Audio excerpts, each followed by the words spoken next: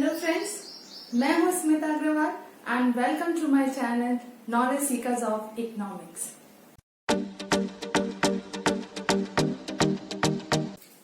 तो फ्रेंड्स, हमने पिछले वीडियो में जो हमने इसी चैप्टर से रिलेटेड किया था उसमें हमने डिस्कस किया था इकोनॉमिक सिस्टम क्या होते हैं, different types of economic system, उन सब में डिफरेंसेस, ये सारा डिस्कस किया था। और उसी में हमने डिस्कस किया था कि हम आगे क्या क्या टॉपिक डिस्कस करने वाले हैं। फाइन, अब इस वाले वीडियो में हम कुछ टॉपिक्स, जैसे सबसे पहले हम डिस्कस करेंगे इकोनॉमिक प्लानिंग क्या है। उससे पहले प्लान क्या होता है, ये प्लान क्यों जरूरी है, तो इकोनॉमिक प्लानिंग क्या होती है और बेसिकली इसका काम क्या है इकोनॉमिक प्लानिंग का। फिर इसी में हम डिस्कस करेंगे different roles of the 5 year plan. Fine, so let us start economic planning. इससे पहले मैं हमने डिस्कस किया था पहले वाले वीडियोस में कि इंडिपेंडेंस के टाइम पे हमारी इकोनॉमी स्टैग्नेंट और बैकवर्ड थी। तो हमारे जो लीडर्स थे वो वरीड थे और डेवलप्ड चाहते थे हमारी इकोनॉमी डेवलप हो। तो उनको उसमें जो प्रॉब्लम्स आ रही थी उसको प्रॉब्लम्स को सॉल्व करने के लिए कुछ प्लान करना था, कुछ सिस्टमेटिक वे में स्ट्रैटेजीज बनानी थी। तो प्लान क्या होता है, बेसिकली प्लान क्या होता है, it is a document showing detail scheme, programs and strategies prepared in advance for certain objective। अब ये क्या होता है, इनमें स्कीम होती है, प्रोग्राम्स होते हैं और स्ट्रैटेजी होती है। ये सारी चीजें पहले से बनाई जाती है। क्यों? क्योंकि कुछ स्पेसिफिक ऑब्जेक्टिव अचीव करना। और प्लान में बेसिकली कुछ स्पेसिफिक एक फिक्स गोल भी होता है, जनरल जो सारे के सारे प्लान्स में होता है। अब ये सारी बेसिकली इन सब इसीलिए प्लान्स बनाया जाता है। अब जो हमारी इकोनॉमी स्टैग्नेंट बैकवर्ड हो गई थी, इसको डेवलपमेंट करने के लिए बहुत सारे सर्वे किए गए और इन सर्वे के बेसिस पे प्रॉपरली एक प्लान बनाया गया है जिसको बोला गया या उसी के लिए प्लानिंग की गई। हम उसको बोलते हैं इकोनॉमिक प्लानिंग। और ये इकोनॉमिक प्लानिंग बेसिकली इसकी छोटी सी डेफिनेशन भी है। जैसे ये एक मेजर इकोनॉमिक डिसीजन है जिसको लिया था हमारे which was taken by determinant authority on the basis of economic survey, which was a survey of whole economy as a whole, जो किया गया था। अब जो हमारी इकोनॉमी का सर्वे किया था उसके बेसिस पे कुछ प्लानिंग की गई और ये प्लानिंग बेसिकली इफेक्टिव करने के लिए तो इसके लिए कोई अथॉरिटी देना पड़ेगा, एक कमीशन बनाना पड़ेगा। तो इस इकोनॉमिक प्लानिंग के लिए एक प्लानिंग कमीशन बनाई गई 1950 में और जो हमारे प्राइम मिनिस्टर है उस टाइम के उनको इसका चेयरमैन बनाया गया। अब जो इकोनॉमिक प्लानिंग बनाई जाती है बेसिकली हर उसके लिए एक स्पेसिफिक गोल होता है या जनरल गोल होता है।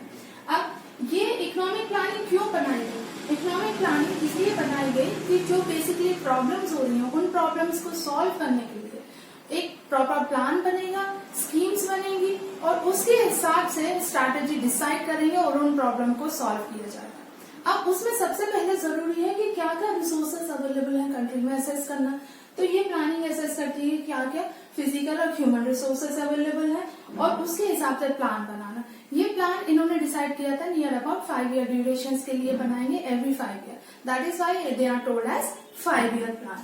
फिर इसमें इन प्लान्स में इकोनॉमिक प्लानिंग में बेसिकली इंडस्ट्रियल पॉलिसी रेजोल्यूशन जो कि 1948 और डायरेक्टिव प्रिंसिपल ऑफ इंडिया ने पब्लिक सेक्टर यूनिट्स को बेसिकली एक लीडिंग रोल दिया कि इनके कंधों पे ज्यादा बेसिकली रिस्पॉन्सिबिलिटी डाल दी और प्राइवेट सेक्टर को भी एनकरेज किया गया for the economic planning. Fine, और ये बेसिकली जो हमारा इकोनॉमिक प्लानिंग है 5 ईयर प्लान का जो सिस्टम है फॉर्मर सोवियत यूनियन से लिया गया, उससे थोड़ा एनकरेज हो गए।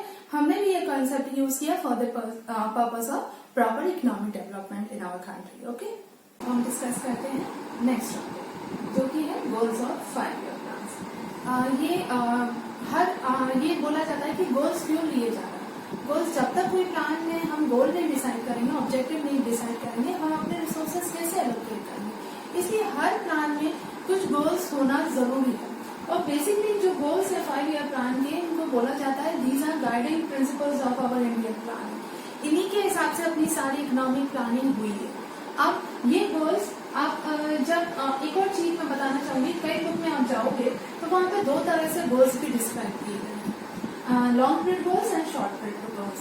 लॉन्ग पीरियड गोल्स बेसिकली ये कॉमन गोल्स होते हैं, हर 5 ईयर प्लान में होंगे और इन्हीं को बेसिकली ऑब्जेक्टिव बोला जाता है।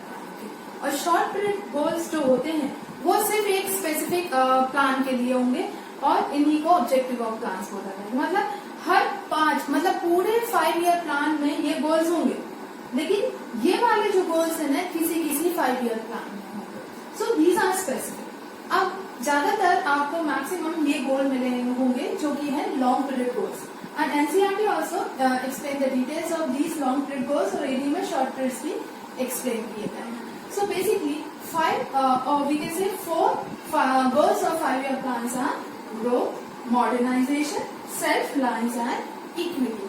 But we will discuss in detail about these goals of the 5 year plans. हमने बोला कि हम बेसिकली डिस्कस करेंगे 4 गोल्स। तो हमारा सबसे पहला गोल है ग्रोथ। अब बेसिकली इससे पहले हम डिस्कस करना चाहेंगे कि हमारी इकोनॉमी बेसिकली इंडिपेंडेंस के टाइम पे कैसी थी, स्टैग्नेंट हो गया। तो हमारे प्लानर्स चाहते थे कि हमारी इकोनॉमी डेवलपमेंट में कन्वर्ट हो। अब कन्वर्ट होने के लिए कुछ ना कुछ ग्रोथ प्रोसेस करना पड़ेगा। तो जो 5 ईयर प्लान है उसमें हमने जो 4 गोल डिसाइड किया उसमें सबसे पहले सबसे important most important and the priority was given to the growth goal. अब ग्रोथ क्या होता है, बेसिकली ग्रोथ में क्या होगा, किसी ना किसी चीज में इंक्रीज होना। तो किस में, इसमें एक सिंपल वर्ड में बोलूं कि increase in countries capacity to produce output मतलब finish goods of goods and services within the country. Country की कैपेसिटी बढ़ाना, काय की कैपेसिटी बढ़ाना, फिनिश गुड्स और सर्विसेज प्रोड्यूस करने की within the country itself, अपनी ही कंट्री में प्रोड्यूस हो। पहले हमारा क्या होता था, रॉ मटेरियल जाता था, फिनिश गुड नहीं जाता था। तो कंट्री की ग्रोथ उस टर्म्स में मानी जाती है जब उसके फिनिश गुड्स बन के बाहर जा रहा है। तो यहाँ पे हमें फिनिश गुड्स का आउटपुट बढ़ाना है। अब ये कैपेसिटी कैसे बढ़ती है, अगर हम बात करें 3 वेज दी है। By increasing the larger stock और we are having the larger stock of productive capital. Growth एक तो ये हो सकती है कि आप डिस्कवर करो या ढूंढो लार्जर स्टॉक ऑफ कैपिटल, फिर प्रोडक्टिव कैपिटल जिनसे फर्दर प्रोडक्शन या कुछ और एक्टिविटीज की जा सकती है। दूसरा हो सकता है but the larger size of supporting services जैसे service sector, communication, transportation, banking. अब ये सर्विसेज अगर ज्यादा हो जाएंगे ऑब्वियसली तो भी ग्रोथ होगा। Then increasing the efficiency of productive capital and services, आप उनकी एफिशिएंसी बढ़ा सके। एफिशिएंसी आप पढ़ चुके हैं 12th BS first chapter, effectiveness और efficiency. Efficiency means best utilization of the resources. तो यहाँ पे आपका एफिशिएंसी बढ़ जाए और ज्यादा प्रोडक्शन करें उन्हीं रिसोर्सेज से। सो ये कैसे पॉसिबल है, एफिशिएंसी कैसे बढ़ सकती है आपके कैपिटल सर्विसेज की, इनोवेटिव टेक्नोलॉजी, अच्छी टेक्नोलॉजी लेके आए।